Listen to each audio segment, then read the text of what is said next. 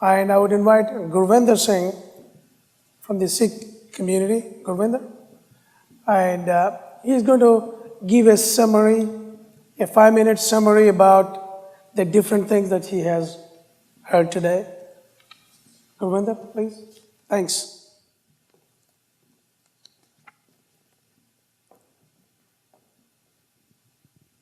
Vaheguru Ji Ka Khalsa, Vaheguru Ji Ki Fateh.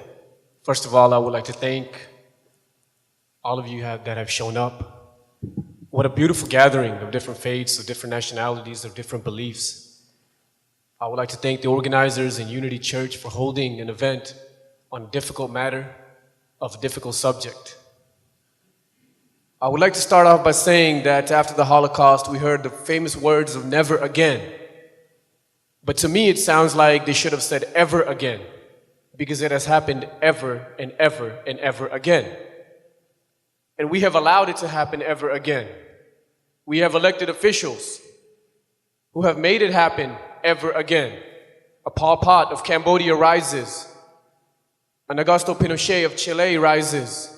Slobodan Milosevic of Bosnia-Herzegovina wins in a landslide. Indira Gandhi enacts an emergency, and the Congress Party retakes the Indian electorate by a supermajority, even after her death. Because we are the silent majority when we allow these atrocities and these perpetrators to not only be elected, but to continue on with their ideas and their philosophies of subjugation and tyranny, which in turn leads to a phobia of a different people, being scared of the other and blaming the rot of a nation's decline on a few who are not me. So it's not me. The problem doesn't reside with me, but it resides with you, because you look different, you speak different, you act different. So you must be the issue, because I don't understand you and I don't care to either. Edmund Burke, an Irish statesman in the 17th century, stated that all that is necessary for evil to prevail is for good men to do nothing. So that means that when evil prevails, it is not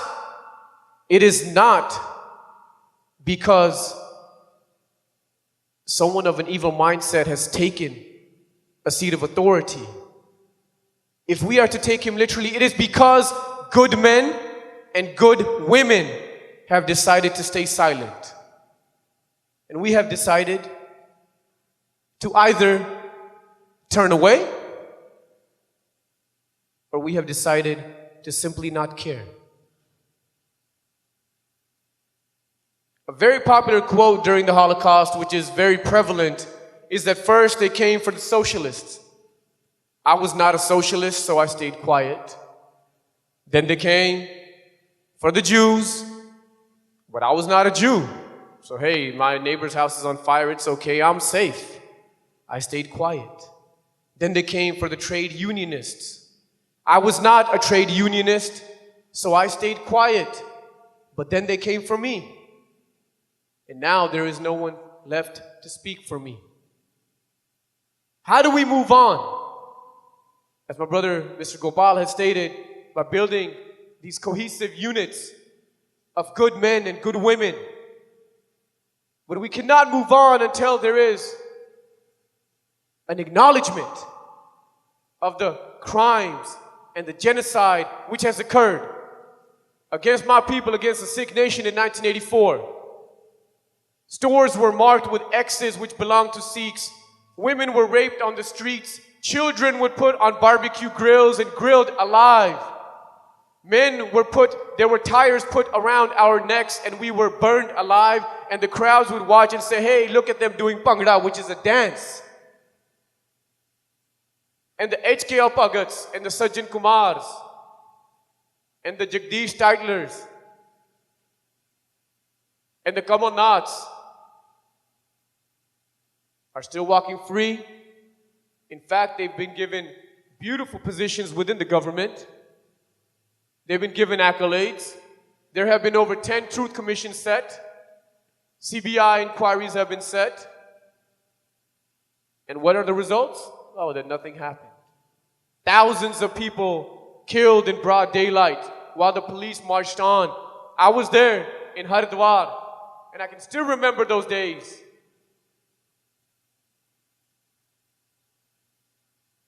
And those people who committed those crimes are on TV and giving lectures about the progress of a nation. Those with whom, with their very hands, are responsible for the decimation of my people. The gall. But then, they have been elected because good men and good women have decided to do absolutely nothing. Because why? Because it doesn't matter to me. Until we get that mindset out of our minds, in which every one of our faiths teaches us. Every one of our faiths teaches us to do right to our neighbor, to live a life of dignity. Guru Nanak Sahib Ji says, who is our founder, "Je jeeve pathlati jaye sabe haram jete kich khaye," that if you live a life of dishonor, then your life is completely filth. There is no use of your existence. It is pretty much you live a life of non-existence if you live a life of dishonor. So my request to this beautiful gathering, in summation, is that just as our forefathers talked about the unalienable rights, but unfortunately, as we are well aware, they did not apply those rights to everybody. They left out the Native Americans. They left out the African Americans. They only discussed the unalienable rights. Oh yeah, because we're amongst the table. I think me and you should have the life, the ability to pursue life, liberty, and the pursuit of happiness. But that right is unalienable, which means God has given us that right, not me, not you, but all of us. And if we walk with that lamp that God has blessed us with to carry the torch of freedom and social justice to all of our brothers and sisters, then we will truly ensure that a genocide or a massacre occurs never again. So I appeal to all of us, at the very least, that we, in our own way, in our own mechanisms, in our own outreach, ensure that we do not allow darkness to encircle us. It may encircle somebody else, but darkness will not encircle me. When darkness does not encircle me, then I will ensure who I meet is also full of light. I request all of us to ensure that light encircles us, and then, and truly only then, can we say, never again. Never again. Thank you once again. May God bless this gathering.